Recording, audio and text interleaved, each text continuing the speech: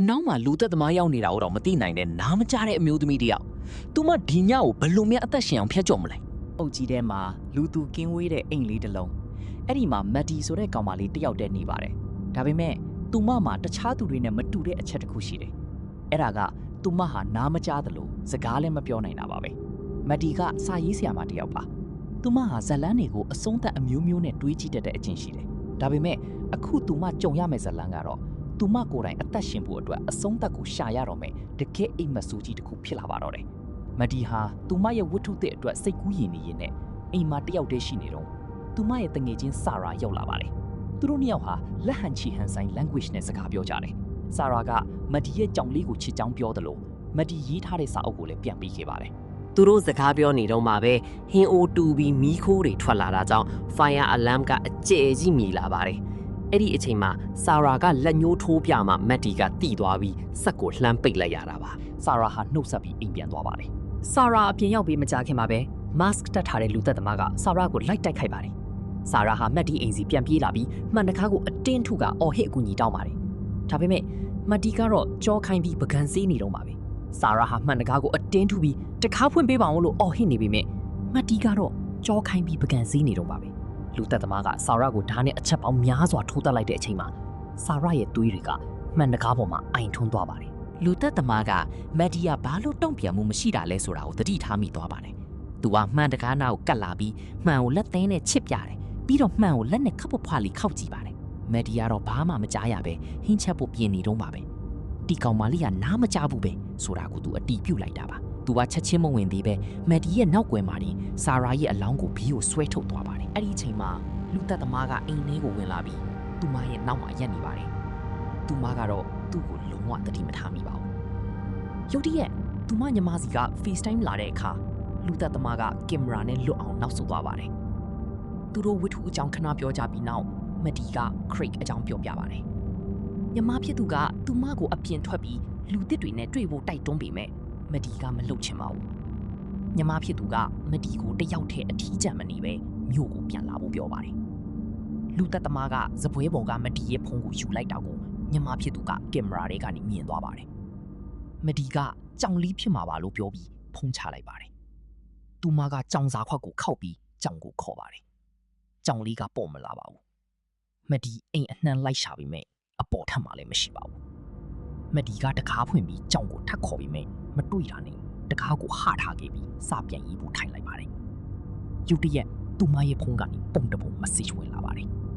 အဲ့ဒါကသူမကြောင်ရှာနေတဲ့ပုံလေးဖြစ်ပြီးအခုကွန်ပျူတာကြည့်နေတဲ့ပုံကိုပါပို့လိုက်တာပါမက်ဒီအရန်ကြောက်သွားပြီးတကားကိုတတိနဲ့ရှောက်သွားပါတယ်လူသက်သမားကဝရန်ဒါမှာရပ်နေပြီးသူမဖုန်းကိုကင်ပြထားပါတယ်မက်ဒီကတကားကိုအမြန်ပိတ်လိုက်ပါတယ်လူသက်သမားကအိမ်တကားတိုင်းကိုလိုက်ဖွင့်ဖို့ကြိုးစားပြီးအိမ်ထဲဝင်လို့မရမှန်းသိတဲ့အခါအိမ်ရဲ့အခြားတစ်ဖက်ကိုပတ်သွားပါတယ်မက်ဒီကကွန်ပျူတာကနေ911ခေါ်ဖို့ကြိုးစားပေမဲ့လူသက်သမားကမီးဖြတ်လိုက်ပါတယ်ဆာရာရဲ့ Wi-Fi ကိုချိတ်ဖို့ကြိုးစားပေမဲ့စကားဝက်မသိပါဘူးလူသက်သမားကသူ့မကိုလိုက်နှောက်ယှက်ပြီးနောက်ထွက်သွားပါတယ်မက်ဒီတခါနာသွားကြည့်တဲ့အခါလူသက်သမားကသူ့မကားဘီတွေကိုလှိဖြတ်ပြီးတော်ထဲမှာပုံနေတာကိုတွေ့ရပါတယ်သူ့မကတခါမှန်ပေါ်မှာစာတစ်စောင်ရေးပြီးဓမီနဲ့ထိုးပြပါတယ်လူသက်သမားကစာကိုဖတ်ပြီးသူ့ရဲ့မျက်နှာဖုံးကိုချွတ်လိုက်ပါတယ်သူကသူ့နှုတ်ခမ်းကိုဖတ်နိုင်လာလို့မိပြီးမက်ဒီကခေါင်းညက်ပြပါတယ်သူကမက်ဒီတယောက်တည်းနေတာကိုသိချောင်းနဲ့ဘယ်ချစ်သူမှရောက်လာမှာမဟုတ်ကြောင်းပြောပါတယ်ပြီးတော့သူအိမ်ထဲကိုအချိန်မရွေးဝင်နိုင်ပေမဲ့သူမကိုယ်တိုင်တည်ခြင်းစိတ်ပေါက်လာတဲ့အချိန်မှာပဲလာတတ်မယ်လို့ပြောပါတယ်မက်ဒီကနားလေချောင်းခေါင်းညက်ပြတဲ့အခါသူကပျော့စရာကောင်းမှာပါလို့ပြောပြီးထွက်သွားပါတယ်မက်ဒီကမီးပိုချောင်းကနေဓာတ်နဲ့တူတစ်ချောင်းကိုယူပြီးဧကန်ထဲမှာစစ်ဆေးပါတယ်အဲ့ဒီနောက်အိတ်ခမ်းထဲဝင်တကားကိုပိတ်ဆို့ပြီးပြတင်းပေါက်လိုက်ကားတွေကိုဆွဲပိတ်လိုက်ပါတယ်မက်ဒီကပြတင်းပေါက်ကနေချောင်းကြည့်ပေမဲ့သူ့ကိုမတွေ့ပါဘူးရုတ်တရက်သူမပြတင်းပေါက်မှာအရိပ်တစ်ခုပေါ်လာပြီးသူကဆာရာရဲ့အလောင်းကိုသုံးပြီးပြတင်းပေါက်ကိုလာခောက်ပါတယ်မက်ဒီလက်နက်တွေချလိုက်ပြီးဧကန်ထဲမှာငိုနေပါတယ်ရုတ်တရက်ဆာရာကတီမဖုန်းကိုနောက်အိတ်ကက်ထဲထည့်ထားတာကိုတတိယသွားပါတယ်သူမကားတော့ကိုယူပြီးကားအချက်ပေးတံကိုမြည်အောင်လုပ်ဖို့ကြိုးစားပါတယ်တကားဖွင့်ပြီးအချက်ပေးတံကိုမြည်အောင်လုပ်လိုက်နိုင်ပါတယ်လူသက်သမားကအဲ့ဒီအတန်ကြားလို့ကားစီကိုသွားတဲ့အချိန်မှာမက်ဒီကဆာရာရဲ့အိတ်ကက်ထဲကဖုန်းကိုနှိုက်ဖို့ကြိုးစားပါတယ်ဒါပေမဲ့သူပြန်ရောက်လာတဲ့အတွက်မက်ဒီအိမ်ထဲပြန်ဝင်ပြီးပြတင်းပေါက်ကိုအမြန်ပိတ်ချလိုက်ရမှာသူ့လက်ချောင်းကြီးညှက်သွားပါတယ် သူမကဓာတ်နဲ့သူ့လက်ကိုထိုးလိုက်ပါတယ်လူသက်သမားကလက်သွေးထွက်သွားတဲ့အတွက်ဆာရာရဲ့အကြီးစားနေစီးလိုက်ပါတယ်မဒီကဖုန်းရှာနေတာကိုသူသိသွားပြီးဖုန်းကိုအလောင်းပေါ်မှာပဲထားခဲ့ပါတယ် မဒီကအိမ်ပြင်ကိုခိုးထွက်ပြီးဝရန်တာအောက်မှာပုန်းနေပါတယ်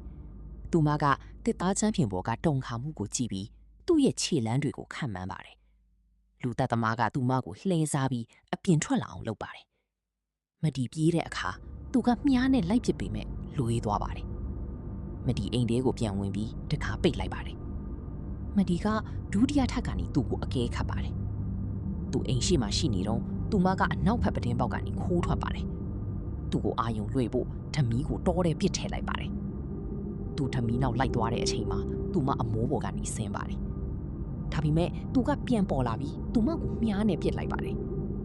သူမခြေထောက်ကမြားကိုပြန်နှုတ်ပြီးသူအမိုးပေါ်တက်လာချိန်မှာသူ့ကိုတွန်းချလိုက်ပြီးသူ့ရဲ့မြားလေးကိုလူယူလိုက်ပါတယ်